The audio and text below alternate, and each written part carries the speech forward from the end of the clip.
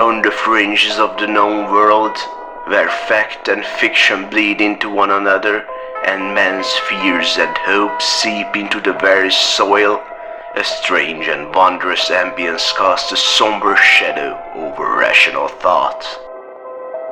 Intangible stories dance on the fine line between science and superstition. Fragments of candor float in gelatinous puddles of half-truths and lies. Those who find themselves in a twilight of reality and illusion seldom return to their mundane lives the same, a faint whisper on the edge of their subconscious, calling out unceasingly. Can all things truly be what they seem? Ladies and gentlemen, we are indeed going on a journey to that odd place. However, this time I will be your guide, a, let's say, more skeptical individual than others who might have led you on a similar trip.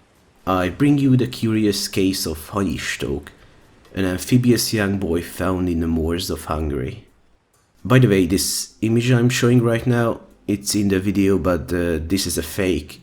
I do not know its origins, who made it and for what purpose, but it is a widespread photo, so I wanted to clarify this. Anyway, back to the video. On the 17th of March 1749, Nagy Ferenc and Molnár Mihály, two fishermen from the town of Kapuvár, caught a naked 8 to 10 years old boy. The poor thing was human in shape but behaved like an animal. The fishermen took the boy back to the local Eszterházy estate, where he was conditionally baptized. Conditionally, because he could not speak, therefore it was unknown whether he was already baptized or not. He got the first name István. This is another form of Istók, which was more frequently used to refer to the boy. Since his parents were unknown, people made up the surname Hany or Hany. In Hungarian, Hany means a swampy region. Thus he became known as Hany Istók. Yeah, in Hungary we write names in a different order, surname first, first name second. Yeah, we don't call it first name, obviously. He was then put under the care of Rosenstiengel Pál, the local castellan. Apparently, Istók ate nothing but grass, hay and straw, and was scared of people, jumping into the nearest body of water when sensing danger. He was an excellent swimmer though, so much so that he could catch fish while swimming. It took him 1 year to start eating cooked meals and let himself get dressed, after which he started looking like a proper man. Consequently, the local shepherds started trusting him more and more, but as they let their guard down, the boy escaped and was never caught again. People saw him from time to time, but he always died back underwater. This all sounds like a tall tale, but there is undeniable truth behind all this. What I've just listed are all based on a first-hand and an almost first-hand account of this curious story. The former is the boy's birth certificate. After he was baptized, the following lines were recorded in Latin. On the 17th of March, a found mad orphan boy István, about 8 years old, was conditionally baptized, followed by the names of his godparents. This note was scribbled onto the bottom of a page, out of order concerning the dates, with the NB prefix, most likely meaning nota bene or note well. These highlight the out-of-the-ordinary nature of the event, suggesting that this baptism was very significant for one reason or another. The almost first-hand report entails the writings of Rosenstiengel Pál, the castellan. Unfortunately though, his notes were lost to time, and all that remains is an excerpt from the text, which most likely leaves out much information. This concludes the more or less factual evidence. What we know for sure is that the boy was indeed caught in a woody area of the Hanság, an extensive wetland near Kapuvár, that he was baptized and that attempts were made to educate him but ultimately escaped from the estate. It might be safe to assume that he did not eat grass, hay and straw, especially straw, as that would really mess up a human's esophagus, but then again, this is supposed to be our credible source. In the case Istók was indeed not a human, maybe, but I'll save my skepticisms for a bit later. As years have gone by and the story passed on from person to person, some extra information got added, given the fact that most of these were written in the lifetime of at least one of the original fishermen, and that the authors were somewhat renowned and often did attempt to be factually correct. we can put some faith into these sources. His appearance varies widely, to a point where attempting to draw him would yield a result similar to my Drakavak amalgamation. Hey, psst, might want to watch that video too. But let me list the features. He was said to have a thick, rough, bark-like skin, with hair covering most of his body, but other sources suggest scales over some or all of his body, with one account being a bit more descriptive, comparing the scales to those of a pike. In almost all descriptions he had webbing between his fingers, ranging from underdeveloped to duck-like. Some also suggest his fingers were twice as long as those of a normal human, and that he had a round head with a wide mouth. He had small eyes, a small dented nose, long ears, and his feet and palms were crooked due to the fact that he walked on all fours. While not all details mesh together well, the most believable parts paint a picture I'm hesitant to believe. But let me lay out the rest of the relevant information first. His diet also varies from source to source, but roughly entails the following list. Grass, hay and straw as previously mentioned, plus raw fish, frogs, locusts and other insects, raw meat and roots. In all accounts, however, he did slowly warm up to human food. Concerning the years of his captivity, reports range from as little as 2 years to as much as 11 and a half. What accounts do agree on is that he escaped due to the shepherds becoming less alert over time, and that he escaped through the Rába River to the Király Pond, the original location of his capture. The last thing all texts mention is that he was initially unable to talk, but his progress is not agreed on. Some say he never learned to speak, only managing guttural beastly sounds or hisses.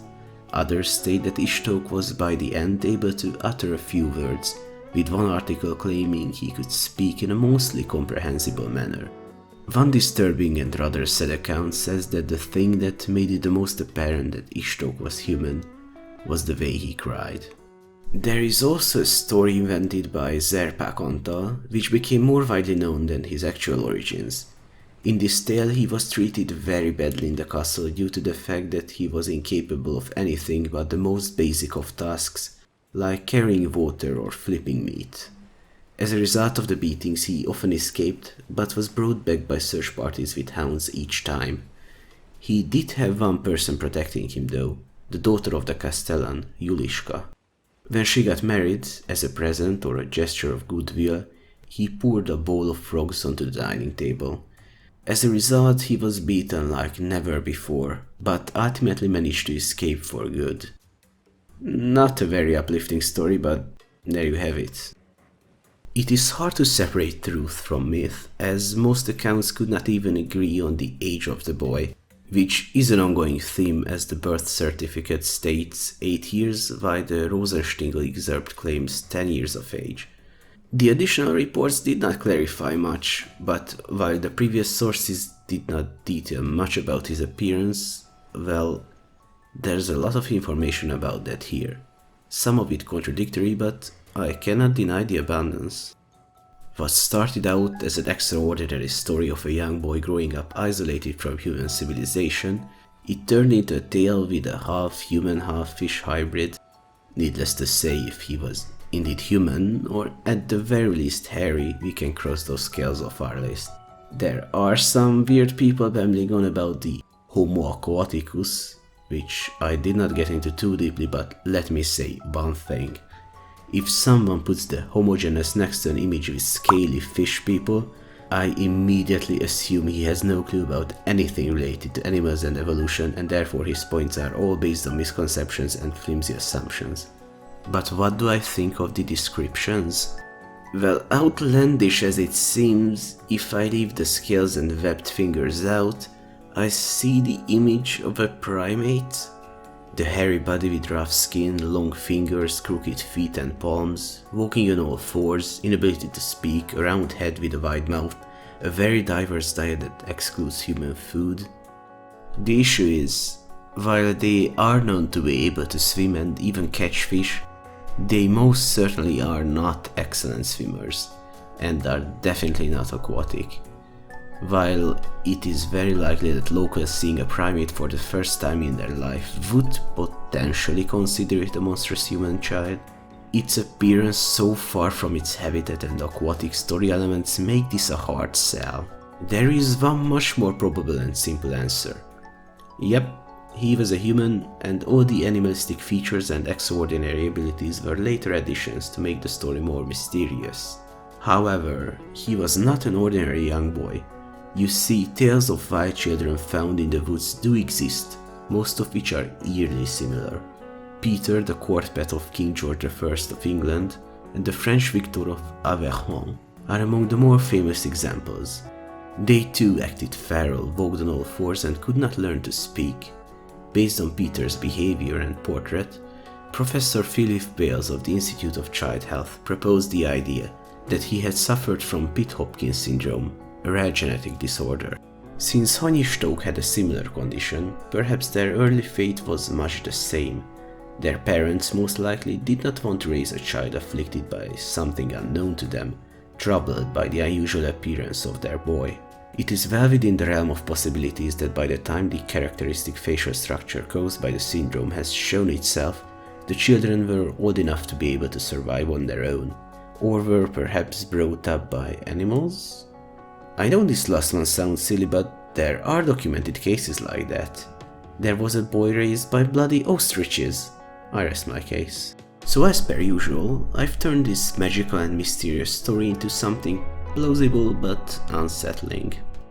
Nothing is safe from my touch. In fact, you can tell me what to touch next in the comments. Alright, that came out weird. So, as we leave this ocean of ambiguity for our shallow pool of realism, one cannot help but wonder, can every fable be demystified? Every riddle solved, every question answered? What is the limit to human curiosity, our thirst for the ultimate truth? Shall we ever uncover all the enigmas of the cosmos, all the conundrums of existence? Are we ever to know the reason for the spark that started it all? And if so, will it be the dawn of a new beginning, or the end of us all? It feels a bit anticlimactic, but I will have to beg for the usual YouTube stuff here. You know, liking, commenting, sharing, subscribing, following me on Twitter. If you do any of those, it's greatly appreciated. Alright, I'm gonna go now, bye!